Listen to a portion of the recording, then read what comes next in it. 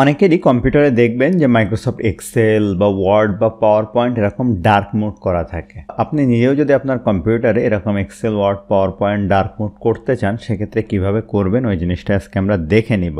Expert হওয়ার জন্য ভিডিওটি অবশ্যই শেষ পর্যন্ত দেখে নেবেন। এছাড়া আপনি আমার চ্যানেলে নতুন হয়ে থাকলে চ্যানেলটি অবশ্যই সাবস্ক্রাইব করে নেবেন। তো চলুন শুরু করা যাক। তো আমি এই যে ডার্ক মোডটা অন করেছি, এই জিনিসটা আমি দুইটি জায়গা থেকে চেঞ্জ করতে পারি। এই যে আমি এক্সেলের ফাইলে যাওয়ার পরে দেখেন এখানে অ্যাকাউন্ট একটা অপশন আছে, এটার উপরে ক্লিক করব।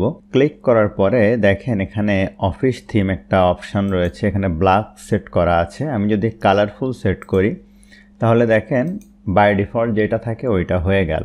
আবার এই জিনিসটা অন্য জায়গা থেকেও করা যায়। আমরা ফাইলে যাওয়ার পর অপশানে যাওয়ার পরে জেনারেলের আন্ডারে দেখেন এখানে একটা অপশান আছে, এই যে অফিস থিম। দেখেন এখানে কালারফুলের জায়গায় যদি আপনি দেখেন ডার্ক গ্রের উপরে ক্লিক করে ওকে দেন, তাহলে কিন্তু দেখেন ডার্ক গ্রে কালার হয়ে গেল। একইভাবে এটা আপনি আবার ফাইলে যান, এই অ্যাকাউন্ট থেকেও কিন্তু এই জায়গা থেকে চেঞ্জ করতে পারবেন। এখানে হোয়াইট দিলে হোয়াইট হবে, হোয়াইট দিলাম, ব্যাকে যায়, দেখেন হোয়াইট কালার হয়ে গেল। তো এইভাবে আপনি খুব সহজেই কিন্তু কাজটা করতে পারবেন।